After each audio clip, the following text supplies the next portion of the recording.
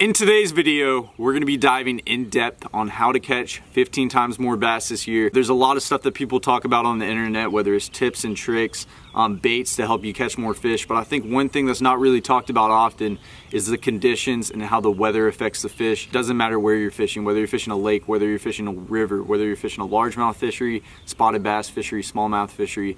These tips right here are going to help you wherever you go. If you guys are new to the channel, please hit that subscribe button. It really helps me out. Also hit the notification bell and hit the like button if you guys have been enjoying the content, and if you guys want more tip videos. I would like you guys to drop a comment down below on what tip video you would like to see next. So in the last few videos, we absolutely smacked the bass, but the only reason we ended up catching them is because we figured out how those fish were reacting that type of day. So one video I want to talk about, and I kind of want to refer back to, I think this is a segment that I want to start running on the channel, is the big jig video that we filmed. You guys are probably saying, Noah, yes, you guys caught a lot of fish, but one thing I would like to explain is why we caught those fish. So let's go ahead and dive into that video. Why did we catch 22 pounds worth of fish on big jigs that day? And one thing to really pay attention to is the weather that day. So it was actually bluebird skies. There was a lot of sun coming down. We started to target those laydowns that had a bunch of cover on them. They were kind of steep.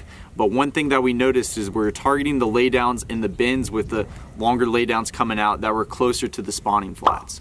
We're a little bit ahead of everybody else in this current time, the lakes that we were fishing. We found a bunch of fish on bed last week. There's none on bed at this given time, but we're locating those areas with a bunch of laydowns, heavy cover, that were near some of those shallow areas where the fish are gonna bed.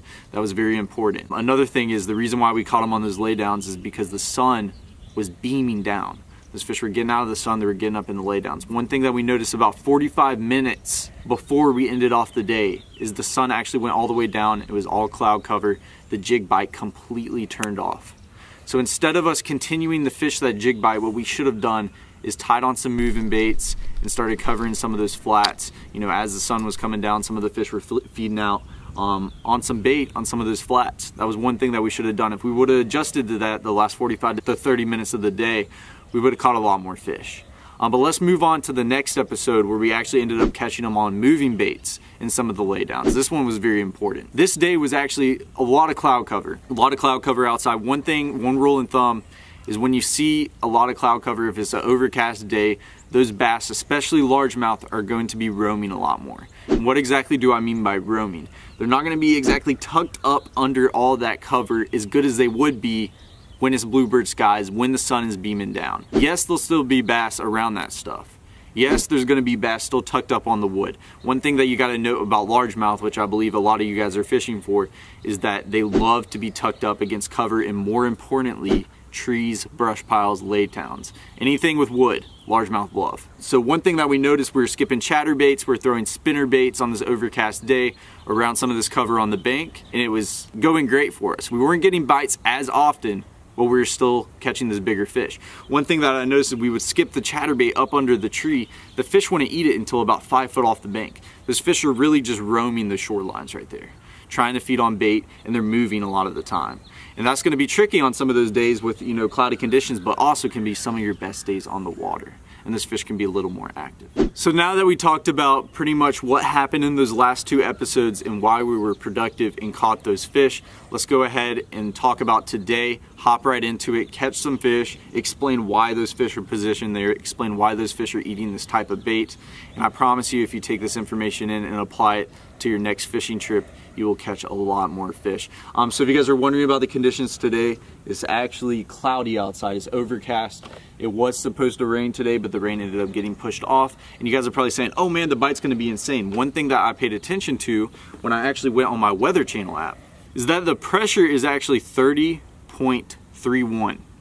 That's pretty high. Usually before a storm, if it's overcast like this, the pressure is going to be dropping, but it's rained the last few days, therefore the pressure really isn't spiking down, it's actually going up. I think as long as the day keeps moving on, I think the bite's going to heat up.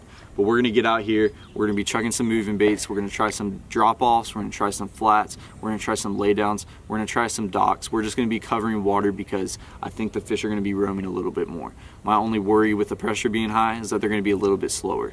But we're gonna have to figure out, let's go ahead and hop on the water, start start casting and see what we can figure out today. So the bait that we're going to be throwing today is a chatterbait, aka the chatter donkey. Right here, catches some big fish. I have two options right here. I have the 6th Sense Divine swim baits right here. If you guys would like a discount, you can get it below. We actually have the 3.8 inch swim bait right here, and then we have a 4.4 inch swim bait. So you guys are probably saying, Noah, why are you talking about this? Well, today, as I said, you know, cloudy. I think the fish are going to be roaming a little bit more. Pressure is a little bit higher. I don't know if the fish are going to want something so big and super aggressive. So we're going to actually go a little more finesse with the 3.8 inch. And it doesn't seem like it's really that much, but if you really look at it, there actually is a big difference. So we're going to go with this one. And this one's in, I believe, white ice, ghost ice minnow. We're going to put it on the back of this chatterbait and get to work, cover some water, figure out where these fish are positioned, and hopefully catch some big ones.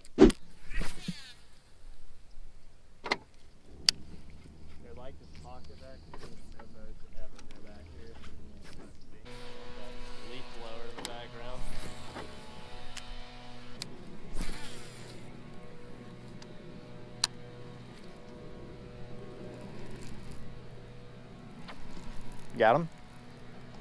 I got him. There you go. Working it on the bottom. Wow, that is awesome. There we go. Nice little 2-pounder, but look how he ate that chatterbait right there. Choked that sucker. Little Divine swim bait trailer. That's how you want it right there. He didn't even have the hook too good. But this one thing, we were playing around with how we're retrieving it. I let that thing sink to the bottom and was slow rolling it. Sure enough, caught a beautiful 2-pound bass. Get him back in the water, see what else we can figure out. But one thing to think about, we were on the bottom, working it slow. Slow retrieve, kind of dragging it. Let's duplicate that. We're gonna try something a little bit more subtle, something that's on the bottom. We're gonna tie on a jig. This is the 6th Sense Divine jig right here. I've been catching them on it pretty good. That's what we caught that 22-pound bag on the other day. We're gonna give it a shot. This one's just green pumpkin with some blue in it. It looks awesome. We'll skip it under some of these docks and laydowns. One thing we're gonna target too is working it far off the bank. These fish might be more on the drop-offs. I think we just gotta find them and see what they want. Remember how the last time started? It was kind of the same way. You hook that big one and we just gotta kind of figure them out.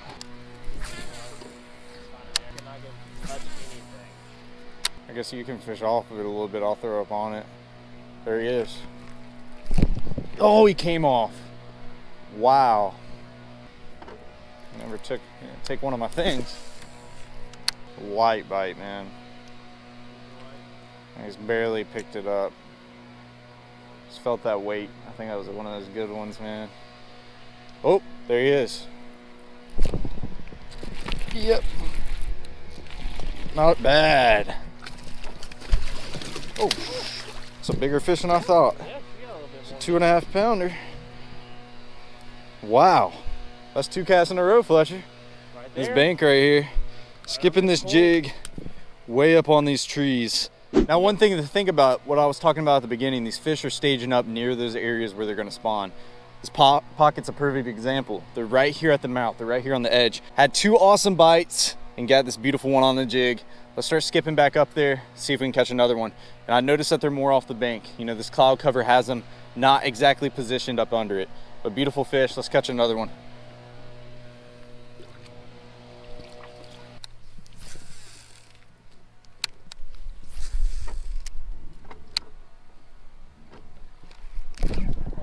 No freaking way. Dude, he ate it like a topwater off the limb. Unbelievable good fish too. It's about the size of the last one, maybe a little bigger. Look at him toting, bro. Oh man. Oh, that's a 3-pounder. Get you up in here, baby. Oh baby. That's a 3-pound fish. Yes, sir. Skip that jig under the tree, hung it off the limb. Bingo, you got it. Right here on the mouth. Same spot, that's a 3-pound fish. All day. Look how fat he is, dude. Beautiful, beautiful. You can tell on his mouth. I don't know if he's been caught a few times or, you know, something happened to him, but beautiful 3-pound bass. We're getting bigger, getting better right here. Let's get him back in the water. You can tell they're not really back in these creeks, and they've positioned out towards the mouth of all these spots. And that's a very important thing to pay attention to, and getting more bites. That was 3 bites in about 5 minutes. Let's go, Fletcher. That's how we get it done. So we just found out that the fish are a little bit slower. You know, we started off with the chatterbaits, covering some water, working them on the bottom, and that's how we were getting bites. So I switched up to this hybrid jig by 6 cents. It's a little more subtle, can crawl across the bottom. It's not gonna have a lot of vibration, obviously, because it doesn't, you know, have a blade on the front of it like a chatterbait. So I want to talk a little bit about how we're working it. So we're throwing it up on the brush, whether we're skipping under the trees or hitting some piles just like this one. And Is that a fish? Oh, lost him. dude, that was so annoying. So I tried to, my hand slipped. When I tried to grab my rod, it like fumbled it. I just couldn't hook him when I needed to. Wow, that was crazy though. That was insane. So to show you guys how we're working it, right there I really didn't do much. That was like a dead stick. But we're throwing them up on these brush piles, these laydowns, letting it hit the bottom, and we're just slowly working it off the pile. Just like that, barely taking our rod. We're not really stroking it up too much. We're not giving it a bunch of aggressive popping today. As I said, you know, the pressure's a little high. I think as the bite gets and starts to heat up as the day goes on, I think you're gonna be able to work it a little bit more aggressive, a little bit faster. But as of now, we're working this thing pretty slow, you know, pretty finesse. So yeah, throw that thing out there, just giving it slight hops on the bottom. And that's exactly what's getting it done. So let's go ahead and start covering some more water, see if we can catch some bigger fish. So those first 2 bites are very soft. The second one is more of a spook. Ooh. Wow. Wow. Interesting. Let's get it right back up in there. He ate it on the skip. That was crazy. I felt the thump in my line. There he is.